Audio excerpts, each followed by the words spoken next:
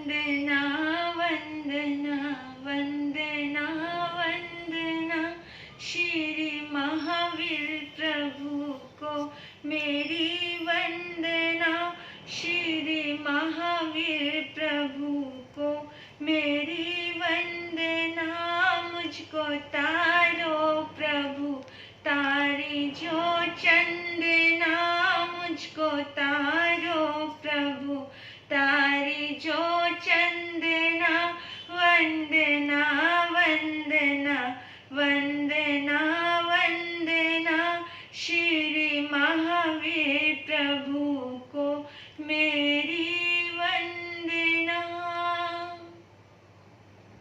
सर्वप्रथम अहिंसा भगवती के सफल आराधक त्रैलोक्यनाथ अनंत अनंत मैत्री के मसीहा श्रमण भगवान महावीर स्वामी के चरणों में हृदय की अनंत अनंत आस्था के साथ वंदन करते हुए मेरे जीवन में आए हुए समस्त उपकारियों के उपकारों को याद करते हुए उन सभी महान दिव्य आत्माओं के चरणों में वंदन नमन प्रणाम कृतज्ञता का भाव व्यक्त करती हूँ।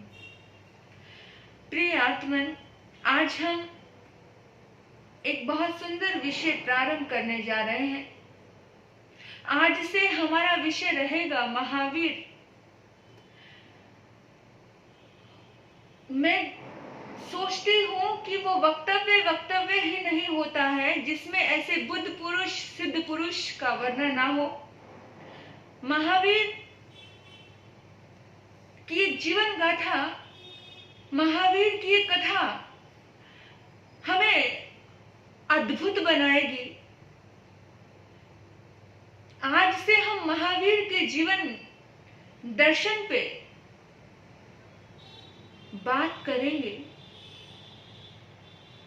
महावीर की जो यात्रा थी, जो महावीर की जो आत्मा थी, वो महावीर कैसे बनी और उस आत्मा से जुड़कर के हम कैसे महावीर बने, वही सिखा रही है ये महावीर की कथा। वीर प्रभु के चरण कमल में सादर शीश झुकाए हम महावीर बन जाए। हम महावीर बन जाए। वीर की गाथा सुन करके हम वीर राह अपनाए। हम महावीर बन जाए। हम महावीर बन जाए। हम महावीर बन जाए।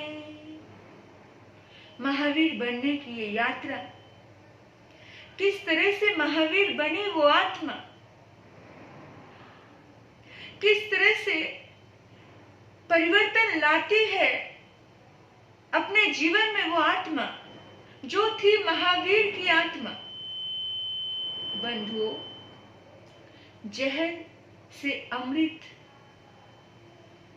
कैसे बन गया, कैसे बदले जहर को अमृत में, कैसे बदले दुश्मन को दोस्त में, कैसे बदले पराये को अपने रूप में। ये सभी रिश्तों की कहानियां, बनते बिगड़ते रिश्तों की ये नादानियां, ये महावीर गाथा में है। इस भारत देश में बहुत सारे लोग भगवान महावीर को मानते हैं, जो महावीर के अनुयायी है, जो महावीर के पद चिन्हों पर चल रहे हैं। लेकिन एक जहर पैदा हो गया है संप्रदाय का, जहां पर महावीर गौण हो जाते हैं उस संप्रदाय की वजह से, और गुरुओं को, संप्रदाय के मुखिया को महत्व दिया जाता है। यानी कि भगवान गौण हो गए और जो विघटन, जो अलग अलग संप्रदाय की जिन्होंने, वो मुख्य हो गए। इन राग द्वेष की बेड़ियों से मुक्त करने के लिए महावीर का जीवन दर्शन हमें जरूर सुनना चाहिए। याद रखना बंधुओं, पेड़ को गौन करके पेड़ को गौन करने के बाद आपके लिए पत्ते महत्वपूर्ण हो जाए तो कोई समझदारी नहीं है। पत्तों को पानी नहीं दिया जाना चाहिए। पानी किसे दिया जाना चाहिए? जड़ को, पेड़ को। पेड़ को पानी दिया, जड़ को पानी दिया तो अपने आप ही वो फल फूल जाएगा। हमें भूलना नहीं चाहिए कि पत्तों का अस्तित्व पेड़ के साथ ही है, लेकिन हम भूल गए। कौन याद करता है आज महावीर को? महावीर जयंती मना ली, बस हो गया काम। एकता का पाठ पढ़ाने के लिए और पढ़ने के लिए महावीर का जीवन समझना अनिवार्य होगा। महावीर वैसी चेतना है जिस चेतना ने कर्म सिद्धांत दिया, जिस चेतना ने प्रेम दिया, जिस चेतना ने मोहब्बत दी, जिस चेतना ने सहयोग दिया, जिस चेतना ने अपनाना जाना। महावीर किस तरह से आगे बढ़े, वो सारी की सारी जीवन कथा इसमें है। महावीर एक क्षमा का देवता, क्षमा के दिव्य गुणों से परिपूर्ण। महावीर से जुड़ने के लिए आपके दिल में श्रद्धा लगती है, महावीर से जुड़ने के लिए आपके मन में आस्था लगती है, तो आइए इस महावीर गाथा को बड़ी भावना और भक्ति से निरंतर सुनेंगे, छोड़ेंगे नहीं, निरंतर गतिशील रहेगी। हम part 1, part 2 part, first part, second part, third part, इस तरह से हम ये चर्चा करेंगे और चर्चा करते करते हमारी जिंदगी का रूपांतरण होता जाए। इस दिल से, तहे दिल से इस कथा को हम श्रवण करेंगे। ये महावीर गाथा एक बीज की गाथा है। बीज से शुरुआत है। बीज वृक्ष कैसे बना ये बताया जा रहा है इसमें, कि आत्मा से परमात्मा बनने की यात्रा है। ये आत्मा परमात्मा कैसे बनी? ये यात्रा नए सार से प्रारंभ होती है। ये यात्रा जहां बीज बोया गया, जहां से 27 जन्म लगे, जब बीज बोया गया वहां से 27 जन्म लगे फल बनने में। फल कब बना? 27 जन्मों को पार करने के बाद। इसलिए महावीर बड़े अनूठे हैं। महावीर के हम 27 जन्मों को जानेंगे। बीज से फल कैसे बना, नए सार से वर्धमान कैसे बने, ये बात आपको पता चलेगी। महावीर बनने की अनूठी यात्रा बड़ी प्यारी यात्रा है। इस यात्रा में हम सभी चलेंगे। चलिए 27 भव पूर्व हम चलते हैं। 27 भव पूर्व वो आत्मा किस तरह से परमात्मा बने, उसी की चर्चा इन सभी हमारी बातों में होगी।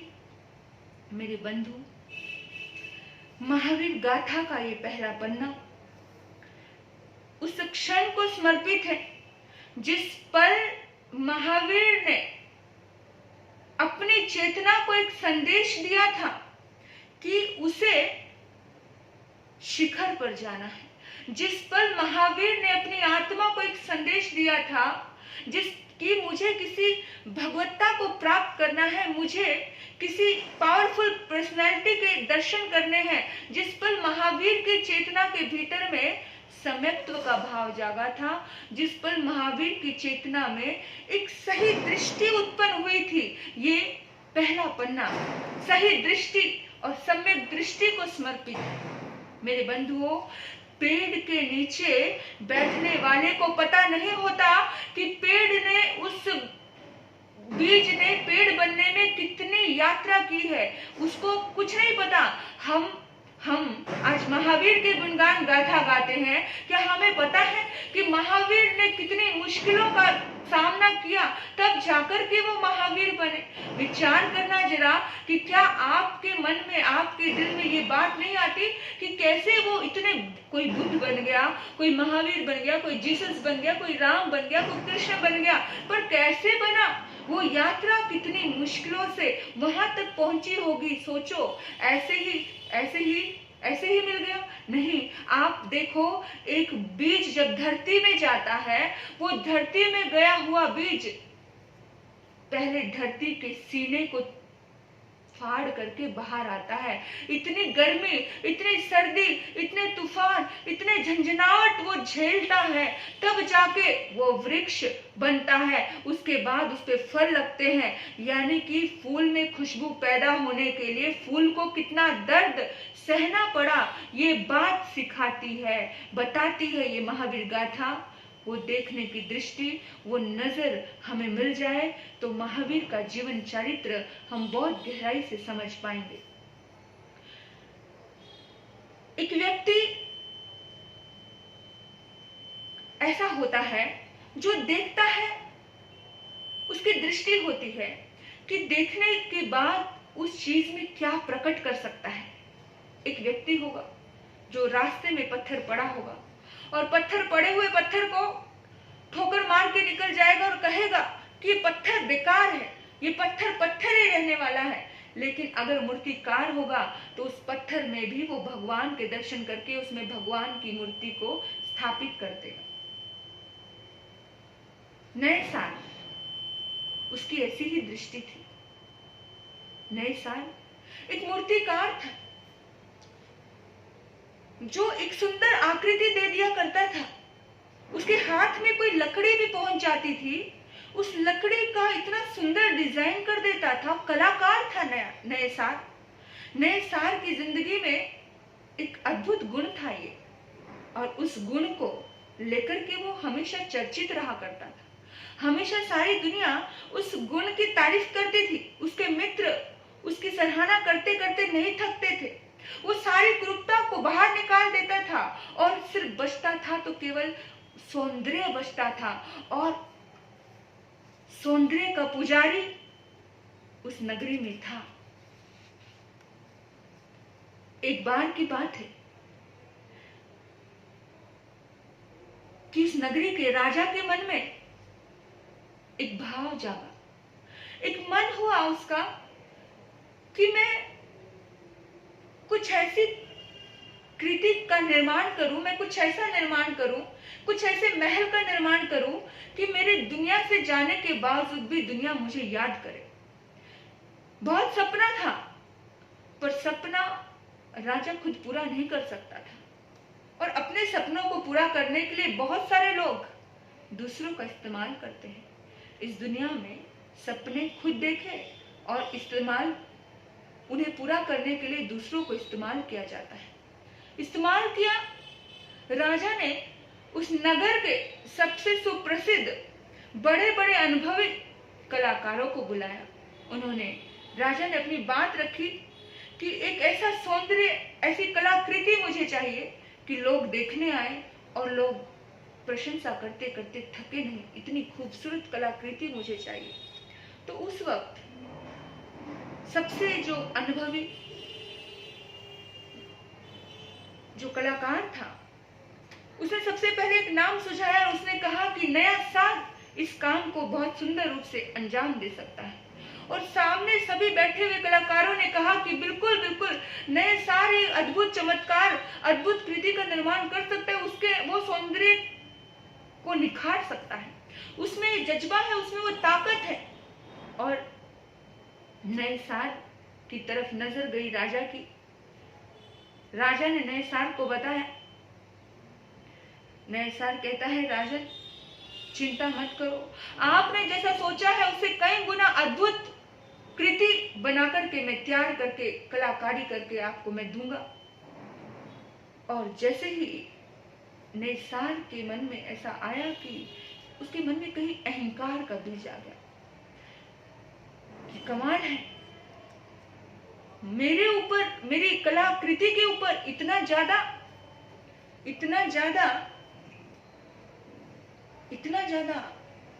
विश्वास है। सभी मुझे समर्थ मान रहे हैं क्योंकि सामने वाला समर्थ ही नहीं है, इसलिए मुझे समर्थ माना, इसलिए मुझे समझा, इसलिए मुझे आगे किया। सारा का सारा कॉन्ट्रैक्ट साइन करके वो चल पड़ा। कहाँ पर? अपनी पत्नी के पास। किसी से पूछा नहीं, किसी कलाकारों को पूछा नहीं, किसी को धन्यवाद तक नहीं दिया। चक्रधर जो बहुत बूढ़ा कलाकार था वो सोचने लगा कि इसके भीतर में बहुत अहंकार का जन्म हो गया, पहले ही पॉइंट पर अहंकार जन्म गया। चलो खैर, पत्नी के पास पहुंचा। शिवा देखती है, वाह आज तो बड़े मुस्कुरा रहे हो, बड़े खुश हो, क्या हुआ? बोला, आज मुझे बड़ा आनंद है। अरे अरे, राजा ने मुझे अपने कार्य के लिए निमंत्रण दिया। राजा मेरे हाथों से अपने पूरे महल का निर्माण कराएगा और सारे के सारे कलाकारों ने मेरा नाम दिया। देखो मेरे अंदर ताकत।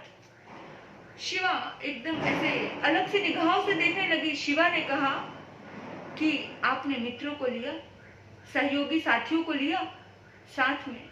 बोला, अरे तुझे मेरी काबिलियत पे भरोसा नहीं है? मैं काबिल हूं, मैं सब कर लूंगा, सारी दुनिया मेरी तारीफ करेगी, लेकिन तुझे कभी मेरी तारीफ नहीं करनी, कभी बधाई नहीं देनी, कभी नहीं कहना कि तुम आगे बढ़ो। उसने कहा, बात ऐसी नहीं है, मैं तो बस ऐसे ही कह रही थी, मुझे खुशी है कि तुम आगे बढ़ रहे हो, तुम्हारा नाम सारे दोस्तों ने दिया, बहुत अच्छी बात है। नैसार लग गया अपने काम में, इतना गहराई से, इतना डूब कर काम किया। अभी काम चल रहा है। सारे दोस्तों को लगा था कि नैसार हमें बुलाएगा, हमें भी शामिल करेगा उस काम में, हम भी कुछ कमा लेंगे, हम भी अपना पेट पाल लेंगे। हम सबने मिलकर के तो आखिरकार नैसार को क्या बनाया है? मुखिया बनाया था, नैसार का नाम दिया था। लेकिन नैसार ने पूछा ही नहीं। नैसार ने एक बार भी नहीं पूछा कि तुम भी मेरे साथ काम कर लो, सारा काम खुद करने लगा। आखिर याद रखना, हाथ से हाथ मिलाकर के चलोगे तो दूर तक जा पाओगे, लेकिन आगे चल गए और पीछे, लोग कहते ना टांग खींचते हैं, तो पीछे टांग ही रहती है। हाथ दिया ही नहीं आपने उसको, हाथ देते तो टांग तक नहीं जाते। लेकिन अब क्या हुआ? अब टांग खींचने का काम शुरू हो गया, षड्यंत्र शुरू हो गया। कुछ लोगों ने मिलकर के, कुछ कलाकारों ने मिलकर के कहा कि राजन देख तो लो, आखिर नैसार बना क्या रहा है, कर क्या रहा है, आखिर देखो तो सही। उन्होंने कहा, हाँ देखो। नैसार को बुलाया। राजा ने कहा कि कल मैं तुम्हारी कलाकृति देखूंगा, कितना काम हुआ है। नैसार ने कहा कि अभी पूरा नहीं हुआ राजन। बोला, जितना भी हुआ है कल मैं देखूंगा। उसने कहा, ठीक है देख लेना। और राजा कह देता है, कल इतने समय पे मैं आऊंगा। इधर नैसार कहता है कि शिवा, आज मैं अपनी कलाकृति राजा को दिखाने वाला हूँ। शिवा कहती है, अच्छा शिवा चल, तू भी मेरे साथ चल, आज तू तेरा सहयोग चाहिए। शिवा कहती है कि काम पूरा हो गया? नहीं, काम तो पूरा नहीं हुआ, अभी अधूरा है। शिवा बोली। शिवा बड़ी समझदार पत्नी थी, बहुत ज्यादा, यानी कि अपने पति को हर पल प्रतिपल समझाया करती थी। पत्नी का समझदार होना बहुत जरूरी होता है। पत्नी अगर समझदार हो जाए तो पति को थोड़ी सा पत्नी की बात को मान लेना चाहिए। लेकिन उसने कहा कि सुनो, मैं आधी अधूरी रसोई नहीं परोसती हूँ, तो तुम भी आधा अधूरा काम मत दिखाओ। बोला कि नहीं, राजा की आज्ञा है, वो तो दिखाना ही पड़ेगा। अगले दिन जब राजा समय पे वहां पहुंच गया और सभी मूर्तियों पे कपड़ा ढका हुआ था, जिस तरह से कपड़ा उन्होंने पर्दा हटाया, मूर्ति से जैसे ही पर्दा हटा, सारे पर्दे हटते गए। नैसार के पैरों के तले जमीन खिसकती गई। ऐसा लगा कि धरती फटे और जमीन में समा जाऊं। नैसार एकदम हैरान हो गया कि ये क्या हो गया। इतनी बड़ा धोखा, इतना बड़ा षड्यंत्र उसके साथ हो गया। नैसार सोचता है, मैं क्या करूं? हे प्रभु, मेरे से क्या गलती हो गई, कब हो गई, किसने किया ये काम? राजा ने देखा हर मूर्ति की कोई ना कोई अंग टूटा हुआ है, किसी की आंख कानी है, किसी की नाक टूटी है, किसी का हाथ टूटा हुआ है, यानी कि सारी मूर्तियां खराब हुई पड़ी है। राजा को बड़ा गुस्सा आया, इतना क्रोध आया, अरे मैंने तुझ पे इतना उम्मीद की थी, इतना विश्वास किया था, तूने उस विश्वास का ये सिला दिया मुझे। उसने कहा नहीं राजन, राजन सुनो तो सही। लेकिन राजा को इतना गुस्सा कि राजन सुनना ही नहीं चाहता। राजा बोलने का मौका ही नहीं दे रहा। बस मुझे अब तेरी कोई भी बात सुननी नहीं है। मुझे पता चल गया कि तू किस कैटेगरी का मूर्तिकार है। तू निकल जा मेरे देश से, मेरे राज्य से, यही तेरा दंड है। राजन सुनो तो सही, बस कुछ नहीं सुनना, निकल जाओ मेरी आंखों के आगे से। बहुत दुखी होता है नया सार, बहुत परेशान होता है नया सार। नए सार सोचता है मैंने किसी का कुछ नहीं बिगाड़ा, मेरे साथ ऐसा क्यों हुआ। गया पत्नी के पास, बाल बिखरे हैं, मुंह उदास है, और बोला कि बस हमें आज शाम तक ये नगरी छोड़ के जानी है, ये घर छोड़ के जाना है। शिवा ने नहीं पूछा क्या हुआ, क्यों हुआ, क्योंकि कभी कभार इंसान को लगता है कि जब इंसान की जिंदगी में दर्द हो तो कोई उसका मौन समझ पाए, कोई उसका दर्द समझ पाए। जरूरी नहीं हर चीज पूछी जाए, बताई जाए, मौन भी किसी के दर्द को बयान करता है। तो नए सर मौन था, उसने कुछ नहीं कहा। उसने कहा ठीक है स्वामी, चलते हैं। गठड़ी सी बांधी, थोड़े से कुछ फल के लिए थोड़ा सा अपने खाने पीने की कुछ थोड़ा व्यवस्था की और चल पड़े। चले जा रहे हैं, चले जा रहे हैं, चले जा रहे हैं। नए साल बोल नहीं रहा, मौन है, क्योंकि इतना दर्द है, इतना दर्द है। आप सोचो कि आपने कोई चीज इतनी मेहनत से बनाई हो और आपको पता भी नहीं चला हो कि किसने जाकर के वो षड्यंत्र रच दिया, किसने इतना बुरा कर दिया, और आपको सफाई देने का मौका भी ना मिला हो और आपको बिन गलती की सजा मिल जाए, कैसा लगेगा। नए साल को भी बिल्कुल ऐसा ही लग रहा था। मतलब नए साल सोचने लगा कि हे भगवान, मैंने क्या गलती कर दी, किसकी मेरे साथ दुश्मनी थी, कौन, हे प्रभु, नहीं जीना ऐसी जिंदगी से। नए साल मन मन में दुखी हो रहा है और चुपचाप चलता जा रहा है। नए साल को यही नहीं पता वे कहाँ तक पहुंच गया, किधर आ गया, किधर चल रहा है। नए साल चलते चलते घने जंगल में चला गया। इतने घने जंगल में उसकी पत्नी भी उसके पीछे पीछे। पत्नी ने बहुत प्यार से उसको कहा, स्वामी मुझे भूख लगी है, और अगर तुम नहीं खाओगे तो मैं भी नहीं खाऊंगी। कहने का एक तरीका होता है, बताने का एक तरीका होता है, समझाने का एक तरीका होता है। और नए साल की पत्नी उसे इस तरह से बता रही थी कि अभी थोड़ा बैठ जाते हैं। नए साल इतनी भयानक गर्मी में, इतनी भयानक गर्मी थी, तपती दोपहरी थी। नए साल एक वृक्ष के नीचे बैठ जाता है। बैठ करके नए साल चिंतन करता है, कुछ सोच रहा होता है। नए साल के मन में बहुत उधेड़ बुन चल रही होती है कि बस अब मुझे जीना नहीं है, अब मुझे मर जाना है, अब मुझे ये जिंदगी ही नहीं चाहिए। अरे इतनी अपमान भरी जिंदगी कि मुझे बिना बोले बिना कहे नगर से निकाल दिया गया। बोले यानी कि मुझे बिना समझे, मेरी बात की सफाई मांगे बिना ही मुझे नगर से निकाल दिया गया। बड़ा दुखी है नए साल, बड़ा दुखी है। इतने में उसकी पत्नी भोजन खोल के बैठती है। पत्नी इंतजार कर रही है कि वो कुछ खाएगा, और जैसे ही वो भोजन खोलती है, वो सामने होते हैं, तो सामने उनको सामने एक दो संत आते हुए दिखाई देते हैं। जैसे ही नए साल ने उन संतों को देखा तो नए साल का कनेक्शन यानी कि वाइब्रेशन, नए साल के तार उन संतों से जुड़ गए। ऐसे ध्वल आकृति, चेहरा बहुत थका होने के बावजूद भी चेहरे पर उदासी नहीं है, चेहरे पर कोई शिकन नहीं है, कोई शिकवा नहीं है, कोई शिकायत नहीं है। और इतने में वो संत उनके करीब आते हैं, और जैसे ही करीब आते हैं वैसे ही उन दोनों के बीच में क्या वार्तालाप होती है, क्योंकि नए साल तो संकल्प कर चुका था कि मुझे अब रहना नहीं है। हाँ, अभी आगे क्या बात होगी। महावीर का ये 27 जन्मों का पहला भव है नए साल। नए साल की आगे की कड़ी में हम जुड़ेंगे, कैसी वार्तालाप होगी, उनकी कैसी बातें होंगी, आप सुनेंगे, आपको पता चलेगा। तो तब तक के लिए हम आपसे इजाजत चाहते हैं। आपने मुझे सुना, आपके भीतर बैठे परमात्मा को नमन करते हुए फिर से कल इसी यहीं से